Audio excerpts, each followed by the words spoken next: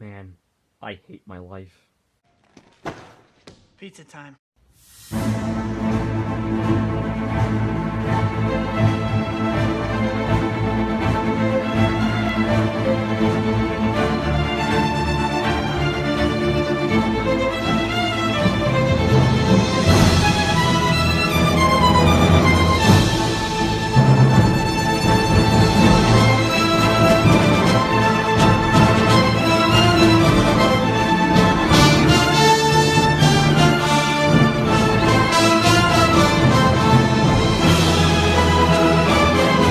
Last time we take a look at Spider-Man 3, the worst Spider-Man movie ever made. What's the plot of this movie? Well then, what doesn't happen in this movie? Like, there's about a gajillion things in this movie that can go through 3 other films. I'm not even joking. Like, seriously, but you're probably wondering, but Sean, doesn't one of your favorite movies, Avengers Infinity War, have a lot of stuff going on in its plot? Yes, but at least with something like Avengers Infinity War, they were able to all tie these things correctly and responsibly, because the people at Marvel actually gave a crap. Sony were all like, oh, derp, we don't know what we're doing. So how can I describe this plot without turning it into a complete mess?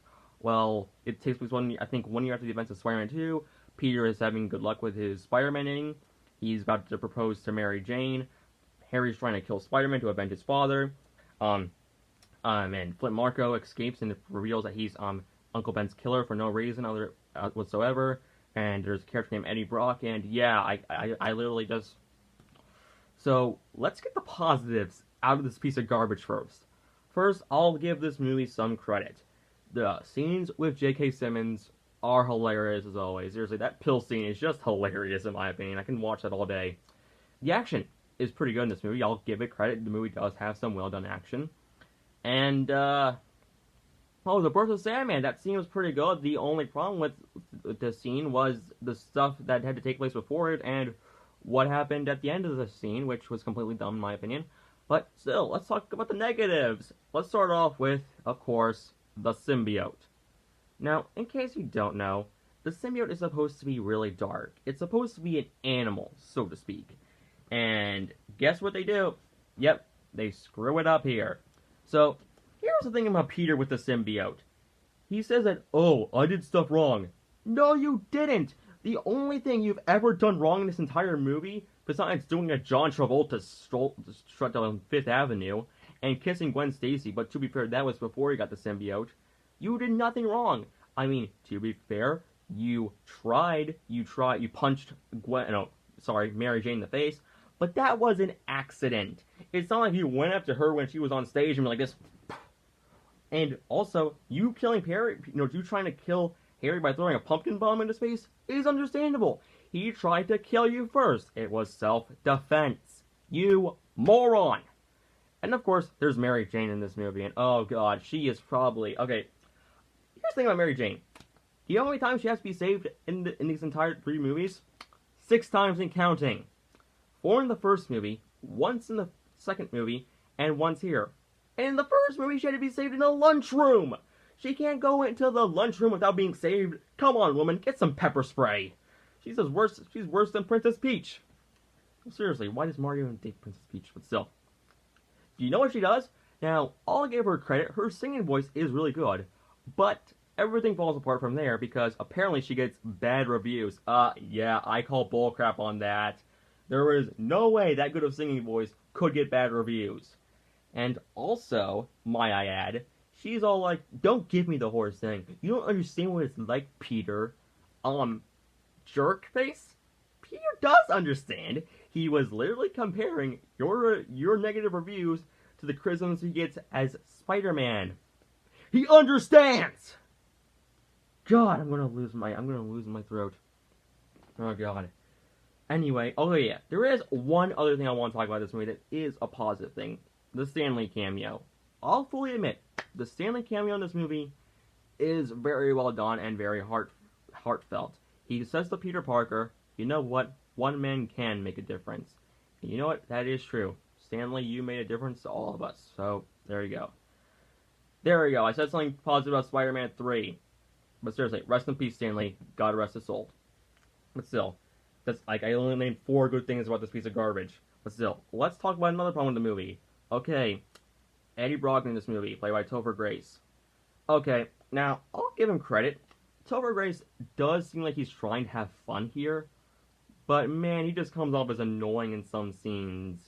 Like, I'm not even joking. Why is he even there at the Daily Bugle?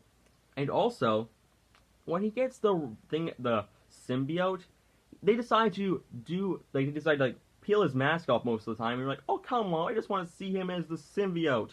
And also, here's the thing about Venom. It's supposed to be 2 people sharing a body. So that's why the voice always sounds like 2 different people. Here, it's just Topher Grace acting like a dirtbag. And then, of course, there's Gwen Stacy in this movie. Now, Gwen Stacy is my favorite character in the Spider-Man universe. And this is not Gwen Stacy. She apparently is a supermodel, and like, that's not Gwen Stacy. She's supposed to be a scientist. And apparently she's failing. Man, I hate this movie. I really do. Okay, then there's the Birth of Sandman scene. Okay, this review is turning into a complete total cluster mess since of all the stuff that happens in this film. Then there's the Birth of Sandman scene, which I'll fully admit is a very well done scene. Too bad the things leading up to it were completely contrived. Like, seriously, these scientists can't take 5 seconds to check to see what's down there. Seriously, you are dummies. You do not deserve a lab coat. And then, of course, there's the ending of that scene, where apparently all of Flynn Marco's clothing and body parts turns into sand, except the locket. Yeah, because apparently lockets don't turn to sand. God, this movie is horrible. And then there's Harry in the movie. Okay, you know what? People complained about how in The Amazing Spider-Man 2, the Goblin doesn't look like a goblin. He looks more like Golem from Lord of the Rings. But here's the thing. Out of the 3 times we have seen the Green Goblin in live action on the big screen, The Amazing Spider-Man 2 is the closest we got to a goblin. In this movie, in Spider-Man 3, he looks like a freaking snowboarder. And I'm sorry. And yeah, and also, because of Harry, and apparently he gets amnesia, which is a lazy cop-out, now here's the thing. They could have worked this by having Harry faking the amnesia and trying to get close to Peter and strike him when he least expects it.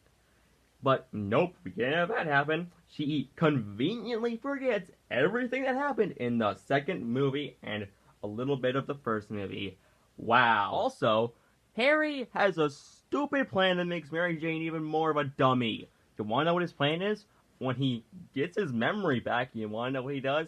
He tries to make Mary Jane break up with Peter so that way he won't kill Peter.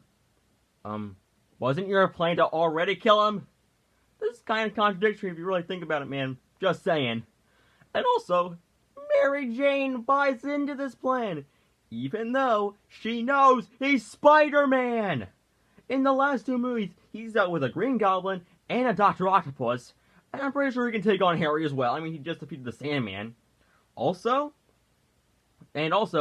Harry isn't even a close distant range to hear what she's saying. Just walk up to Peter, tell him what's going on, and boom, you idiots! Oh god, I really hate this movie. I am really losing my mind, alright guys. Then, I have another problem with this movie. You see, originally this movie was going to be 2 movies, but the studio were like, we can't come up with a good enough climax for the first movie. Why not do the story arc of the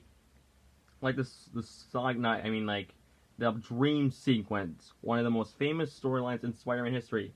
Like, the tagline of this movie is, the greatest battle comes within. So why not show us the greatest battle comes us within? Dummies! God. Also, this movie is very inconsistent with the pumpkin bomb.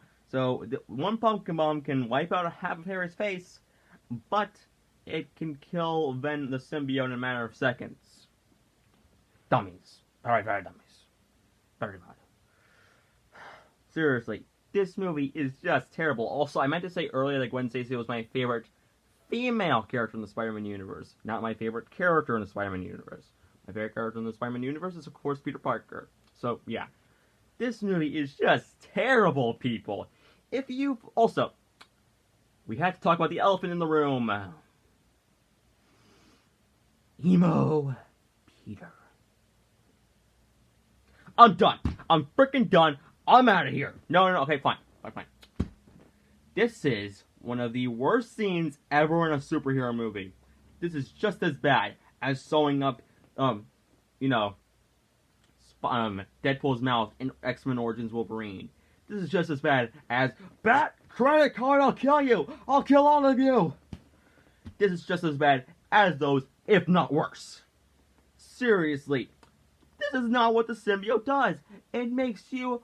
It's like a drug. It's like crack to them. But nope. All Peter gotta do is just rah-rah pumping soul. Everybody. I'm sorry, people, but I hate this movie. Overall rating, 1 out of 10, or 2 out of 10 if I'm being nice, but it's one of the worst superhero movies I've ever seen, and one of the worst films I've ever seen in my life. God. But you know what? Since we're done with this movie, we can move on to the extremely underrated Amazing Spider-Man films. See you all later, and bye. Oh yeah, and before I go, I can't believe I forgot to talk about this scene. Well, let's talk about the Butler scene real quick, because there's a quick problem in this movie with this scene. Okay, now originally Bernard the Butler was going to be a figment of Harry's imagination, which would have been a fine idea. But no, he's a real character that talks to other characters besides Harry, and other characters acknowledge him in the movie, like Peter does. And why does he wait this long to tell Harry that Spider-Man didn't kill his father? You saw how obsessive he was in the second movie, but nope, I'm an idiot.